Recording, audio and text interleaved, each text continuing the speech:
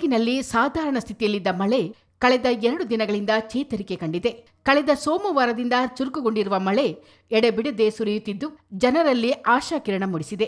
ಆದರೆ ಜಿಲ್ಲೆಯಲ್ಲಿ ಹೇಳಿಕೊಳ್ಳುವಂತ ಬಿರುಸಿನ ಮಳೆ ಕಂಡುಬಂದಿಲ್ಲ. ಭಾಗಮಂಡಲ, ತಲಕಾವೇರಿ, ಮೂರ್ನಾಡು, ವಿರಾಜಪೇಟೆ ಭಾಗದಲ್ಲಿಯೂ ಸಾಧಾರಣ ಮಳೆಯಾಗುತ್ತಿದೆ. ಸೋಮವಾರಪೇಟೆ, ಶನಿವಾರ ಸಂತೆ ಭಾಗದಲ್ಲಿ ತುಂತುರು ಮಳೆಯಾಗಿದೆ. ಕಳೆದ 24 ಗಂಟೆಗಳ ಅವಧಿಯಲ್ಲಿ ಶಾಂತಳ್ಳಿಯಲ್ಲಿ ಅತಿ ಹೆಚ್ಚು ಅಂದರೆ 3.93 ಇಂಚು ಮಳೆ ದಾಖಲಾಗಿದೆ. ಭಾಗಮಂಡಲಕ್ಕೆ 1.9 ಇಂಚು ಮಳೆಯಾಗಿದ್ದರೆ ಸಂಪಾಜೆ 1.34, ಹುದಿಕೇರಿ 1.85 ಇಂಚು ಮಳೆ ದಾಖಲಾಗಿದೆ. ಉಳಿದಂತೆ ಮಡಿಕೇರಿ, ನಾಪೋಕ್ಲು, ಸೋಮವಾರಪೇಟೆ, ಕೊಡ್ಲಿಪೇಟೆ, ಶ್ರೀಮಂಗಲ, ಬಾಳಲೆಗಳಲ್ಲಿ ಸರಾಸರಿ ತಲಾ ಅರ್ಧ ಇಂಚುಗಳಷ್ಟು ಮಳೆ ದಾಖಲಾಗಿದೆ. ಒಟ್ಟಾರೆ ಒಂದು ದಿನದಲ್ಲಿ ಜಿಲ್ಲೆಗೆ 0.77 ಇಂಚು ಮಳೆಯಾಗಿದೆ.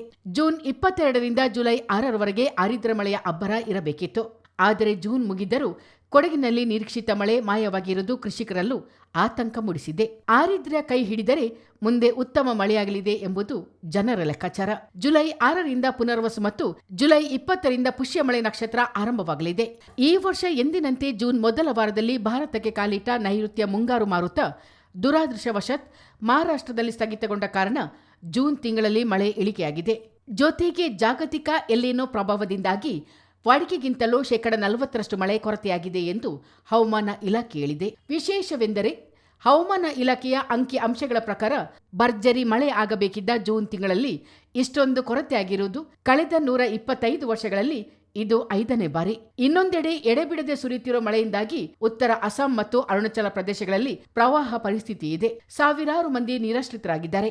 ಅರುಣಾಚಲ ಪ್ರದೇಶದಲ್ಲಿ ಭೂಕುಸಿತ ಮತ್ತು ಹಠಾತ್ ಪ್ರವಾಹಕ್ಕೆ 3 ಬಲಿಯಾಗಿದ್ದಾರೆ. ಹವಾಮಾನ ಇಲಾಖೆ ಹೇಳುವಂತೆ ದೇಶದ 23 ರಾಜ್ಯಗಳಿಗೆ ಮುಂಗಾರು ವ್ಯಾಪಿಸಿದೆ.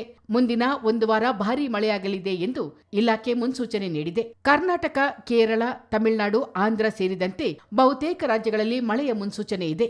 ಇನ್ನು 1 ವಾರ ಆರಿದ್ರ ಮಳೆಯ ಗಡುವು ಇರುವುದರಿಂದ ಜುಲೈ 6ರೊಳಗೆ ಅಬ್ಬರದ ಮಳೆಯಾಗುವ ಲಕ್ಷಣಗಳಿವೆ.